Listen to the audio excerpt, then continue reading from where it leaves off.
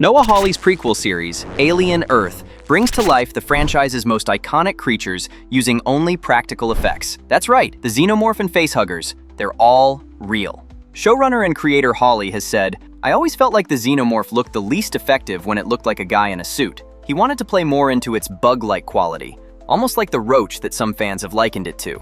The production worked with Wētā Workshop to bring these characters to life. The fact that Wētā built these characters that do several things really well, we can see them longer-like. Even the eggs are quite sophisticated, says the show's director of photography, Dana Gonzalez.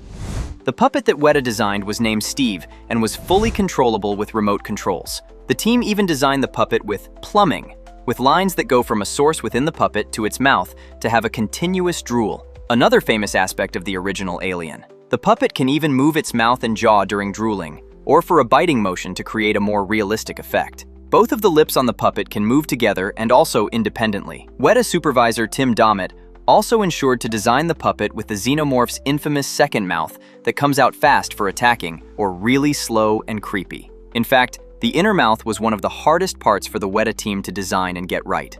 Wētā's animatronic specialist, Craig Hoburn, said the goal was to get as much performance as possible from the puppet while trying to minimize the weight of the head, which was one of the most difficult tasks for the team. Gonzalez has mentioned in interviews how the show's Xenomorph is much more acrobatic than previous versions thanks to the use of wirework. The puppet can jump, and the team was able to fly it around the set, featuring the monster in its full glory rather than only showing parts of it.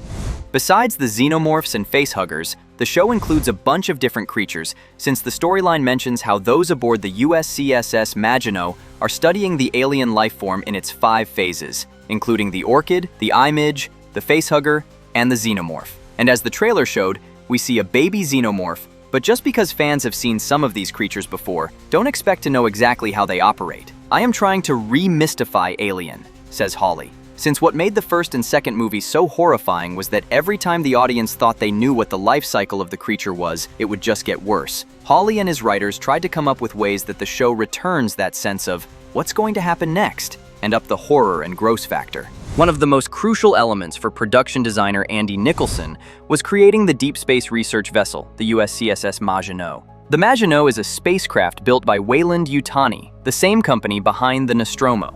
To maintain continuity, the design team preserved the visual language first established in Alien. Throughout the Maginot, some spaces closely resemble those on the Nostromo, especially areas like the mess hall and cryo chamber, which mirror the original down to specific details. While there are some changes due to the Maginot being a different class of ship with additional rooms, many elements feel intentionally consistent, as if they came from the same manufacturer, similar to how different models of Boeing aircraft share common design traits. In order to bring all this to life, Nicholson did a lot of research with his team. "I just dove into the same kind of historical research I do for any show if I were replicating a period in time," says Nicholson. The team carefully analyzed the original film, examining every detail and gathering as many reference photos as they could find online. Speaking about the Maginot Bridge, Nicholson explained that it was fully reconstructed using photographic references. They relied heavily on behind-the-scenes stills and frame-by-frame analysis from the movie, treating it almost like a historical archive to guide the recreation process.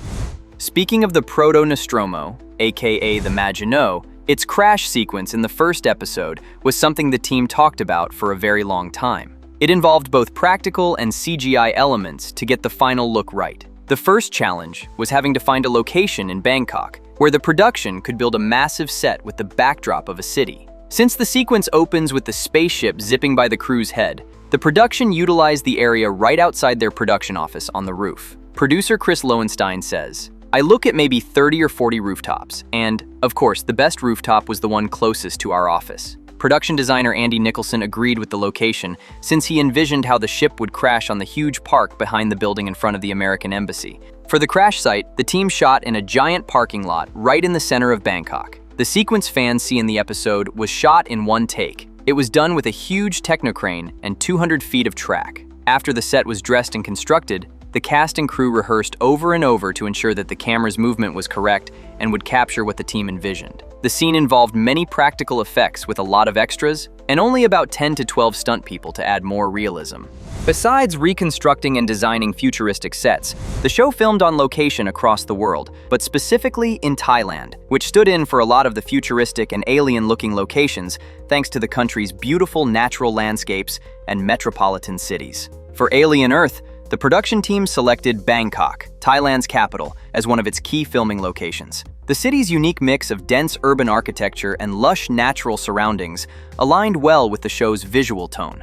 Several well-known spots around Bangkok were transformed into fictional, post-apocalyptic settings. One such location was BTS Thong Lor, a busy transit hub in the Watana district's Thong Lor neighborhood, which served as a stand-in for part of the show's dystopian environment. Another site used during filming was Park Origin Thong Lor, a condominium complex in the Klong Ton Nuea area. These and other local landmarks helped create a futuristic world that still felt grounded and real, striking a careful balance between science fiction and recognizable reality. Surat Thani's diverse landscapes, from mountains and waterfalls to coastal areas, served as a key backdrop for Alien Earth, providing the setting for several outdoor scenes that enhanced the series' visual impact. Krabi, like Surat Thani, offered Alien Earth a wealth of natural beauty, with locations such as Railay Beach, Ao Nang, the Phi Phi Islands, and Hong Island featured in filming. Its limestone caves and mangrove forests perfectly complemented the show's richly detailed visual style.